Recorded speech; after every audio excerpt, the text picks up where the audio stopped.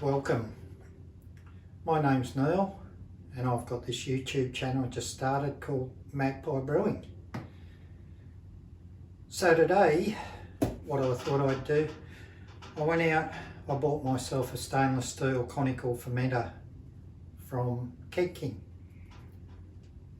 Main reason I bought this is I currently ferment in Fermentosauruses and the snub noses, and yeah, they're good, they're real good actually. I've never had a problem with them, they've always sealed. I've brewed under pressure, I've put a spunding valve on and tried to release all the pressure and let it go.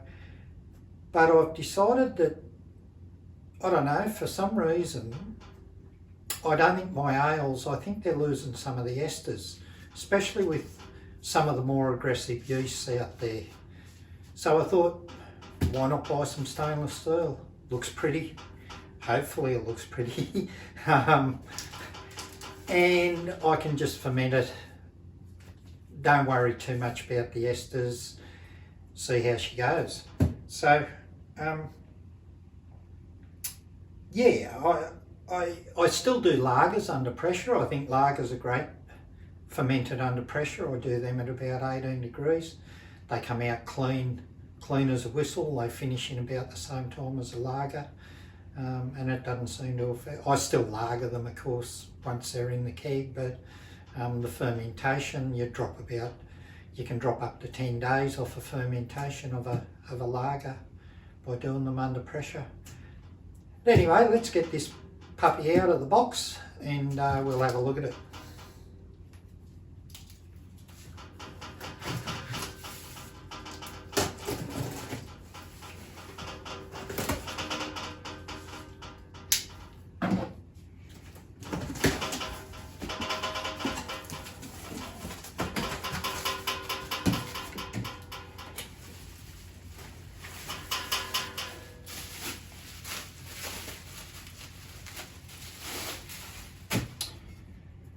Well, I know it's only the lid, but at first looks it's solid. It's got for the airlock, so it'll have a plug for that, I think. And it's also got a seal inside the lid. It's interesting, the seal, because maybe when we come to push the beer out into a keg, maybe I might be able to put 1 or 2 PSI on top of it, and that'll maybe push it out of the keg a bit easier and lessen the chances of getting too much oxygen in the transfer. So we'll see how that goes.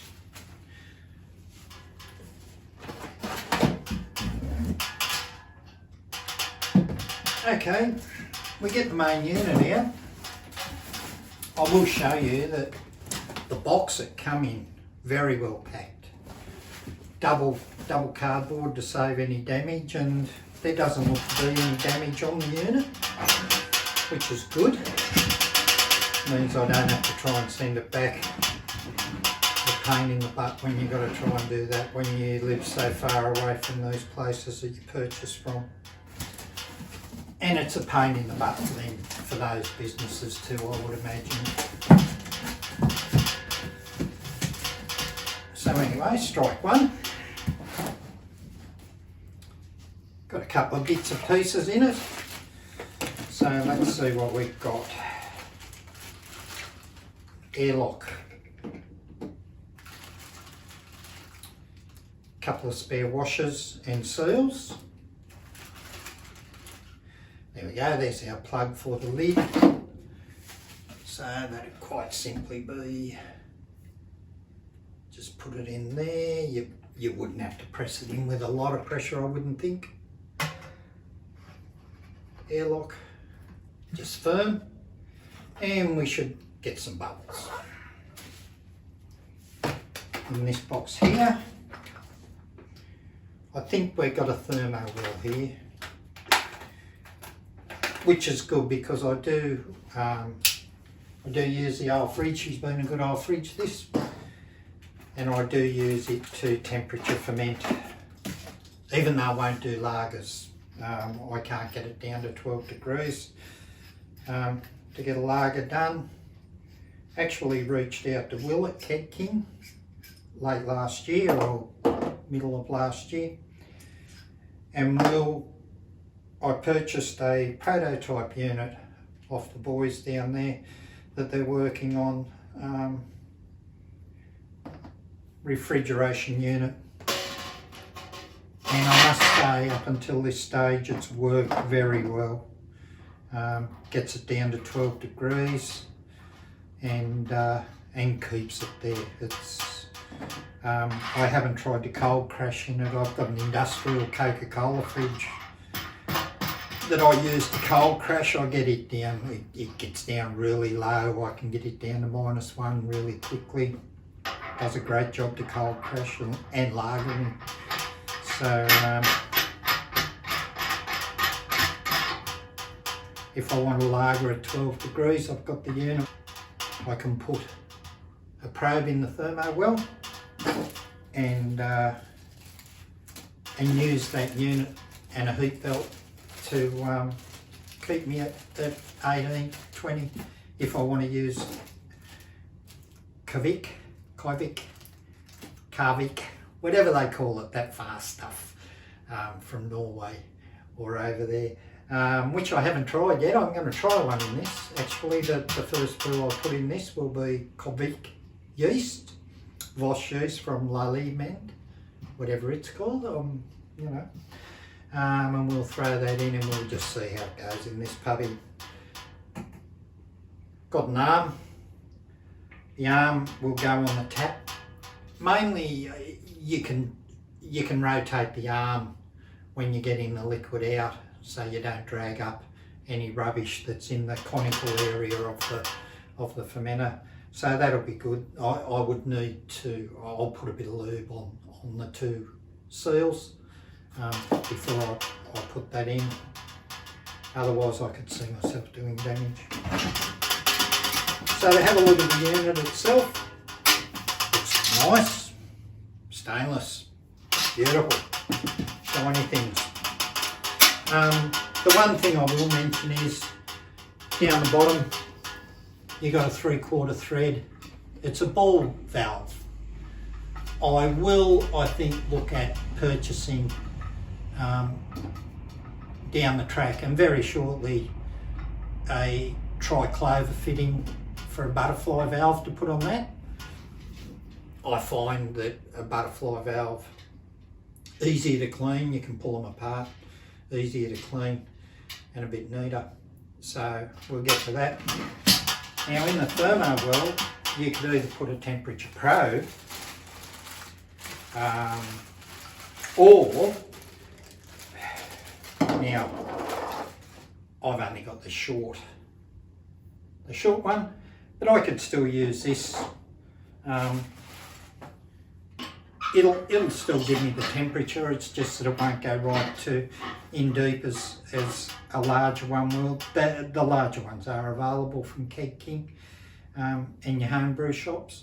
So, but I'll still be able to have a look at what's going on in there with that. And I will add that you can buy a cooling unit for the lids. If you want to run a bit of water and cool them or heat them too. So that's basically it for the fermenter. I'm quite happy with it. On the handles, they say that the handles will lift a full load in it, and they certainly look solid. They feel solid, and we'll try that out too. And I will passivate it. Now I don't have the proper equipment to passivate, but what we'll do, we'll get the old Keg King Atomic 15 cleaner. I'll give it a good clean out, get rid of the manufacturing greases, oils, leftovers. Just give it a good clean, you feel more comfortable. And then all I intend to do really is get some pure star sand and spray it around the inside of the unit. I'll leave that on for a day, and then I'll get the old Atomic 15 out again, give her another hit, and then we'll put some beer in it. and I would hope that as that beer ferments I don't get that black ring around the krauge. And I don't think the black ring will hurt, but hopefully by doing the passivation as minor as it is, and the way I will do it, hopefully we avoid that black ring, because it just looks ugly. It makes you think, Jesus, is this okay or not? Yeah. Okay guys, I've got a, when I made my purchase of this, I also purchased a Guten 70 litre unit. She's a big sucker. Haven't got it out of the box yet, and I haven't brewed with it, because I want to do what I clean this one up and do what I want to do with it.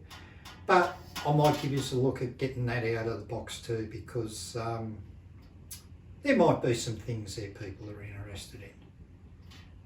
Thanks for your time, and hopefully you'll come back to the channel.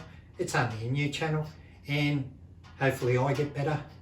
Hopefully everything gets better, and hopefully we can all learn something. Thank you. Comments, good, bad, otherwise, fire them at me guys. Cheers.